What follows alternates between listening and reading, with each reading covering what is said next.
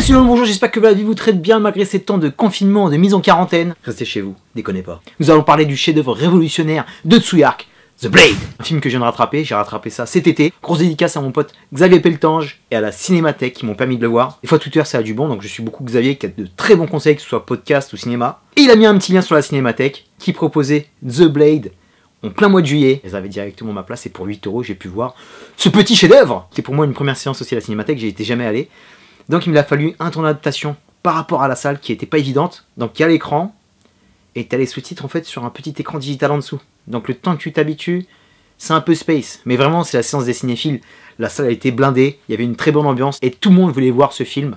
Incontournable. Même par rapport au film, il m'a fallu un temps d'adaptation parce que c'est pas évident, tu vois. Il y a toute la première partie qui est très difficile. Mais après ça va mieux. Les personnages se dessinent un peu plus. L'action que nous montrait le maître Tsuyark part à 100 à l'heure. Et là, mon pote, tu comprends pourquoi ce film a tout changé par rapport à la carrière de ce cinéaste et a changé le cinéma mondial. Il faut se mettre dans le contexte, on est en 1995, ce type est déjà une légende. Il a inventé quasiment le cinéma fantastique hongkongais avec le légendaire Zhu, les guerriers de la montagne magique. Un film de malade mental. C'est là qu'on a pu voir les combattants câblés qui pouvaient voler et se battre en même temps. Il a continué de plus belle avec l'histoire d'un fantôme chinois. Et je pense que ce type en avait ras-le-bol de faire ça.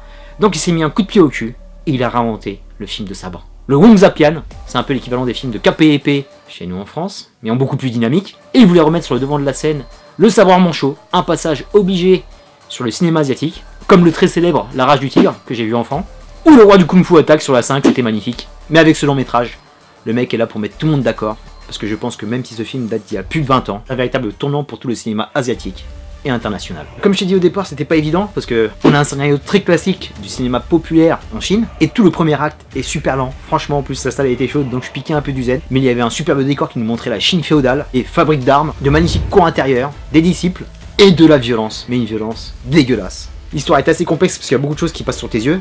On a de l'apprentissage, de la discipline, de la souffrance, parce que le mec va s'en prendre plein la gueule, et il y a aussi la vengeance, parce que c'est pas évident de se faire couper le bras, et un sens des valeurs et de l'honneur qui est très présent. Mais le mec repousse encore ses limites, et va torturer son héros, en lui donnant un parcours du combattant quasi christique. On est en face ici d'une mythologie chinoise, marquée par le fait qu'on n'a pas de précision historique, donc on peut le rattacher au médiéval, aussi bien qu'à l'héroïque fantasy. Une dimension épique prononcée, on n'est pas loin de Conan le barbare, sans les muscles de Schwarzy, mais le chaos règne en maître.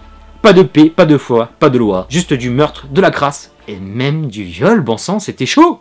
Et on arrive à la scène clé, l'iconisation de l'arme du héros, de son entraînement et de sa maîtrise. C'est là que le film prend son ampleur pour te donner un acte final fantastique. Pensant que le lycée du héros était dur, l'épée brisée de Ling Hang est symbolique, c'est le centre de l'intrigue, c'est un personnage à part entière, et cette lame brisée, qui était aussi celle de son père mort, va devenir son bras de la vengeance. Et le destin de cet objet et de cet homme sont liés de manière viscérale. Avec toutes ses forces symboliques et ses magnifiques visuels, le sensei Tsuyark encende le récit de film de sabre, pour en faire une véritable épopée mémorable. La réalisation est volcanique, les mouvements sont constants, on est en complète rupture avec ce qu'il faisait avant, ou même ses collègues, quasiment lui qui a inventé la checky cam de Jason Bourne, car ici on est au plus près de l'action, ça n'arrête pas de bouger, c'est violent, ça percute, mais c'est archi visible. Comparé à d'autres films de notre époque, je ne les citerai pas. Les angles et le montage te permettent de ne pas te paumer dans ce chaos. Tu suis l'action, tu comprends toutes les directions où il va. On sent que c'est expérimental car il le maîtrisera un peu plus sur ses prochains films. On a des combats d'une violence animale et sauvage, mais avec des chorégraphies faites au millimètre près.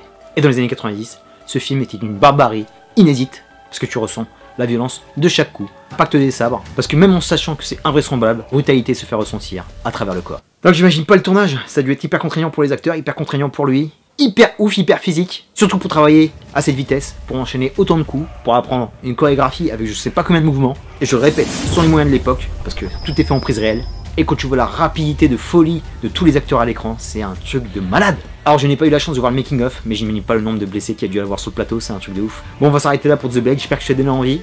Pour conclure sur The Blade, déjà je suis super content de t'en avoir parlé, maître Tsuyark, et pour moi, facilement dans mon top 5 des best réalisateurs. Ce mec est un maniaque, c'est un passionné, tu le sens à travers tous ses films. Tout ce qu'il fait est soigné, de la photographie à la couleur, il arrive à transcender et sublimer toutes ses créations. Et bien qu'il nous parle de films historiques, tout ce qu'il fait est contemporain. Une œuvre insaisissable, dense, violente. Il attrape sa thématique de tous les côtés pour nous donner des scènes d'action inoubliables. Ce combat final. Et qui m'a mis complètement KO à la fin de la séance. C'était hyper chaud à suivre. Mais ça valait le coup. Terminus pour The Blade. Je te dis à très bientôt pour de prochaines vidéos. D'ici là, porte-toi bien. Merci pour tes likes, tes partages, tes commentaires. Est-ce que tu kiffes Tsuyark? Est-ce que tu as vu The Blade? Est-ce que tu as vu un autre de ses films? Est-ce que tu veux qu'on en parle? Ton magnifique peace and love.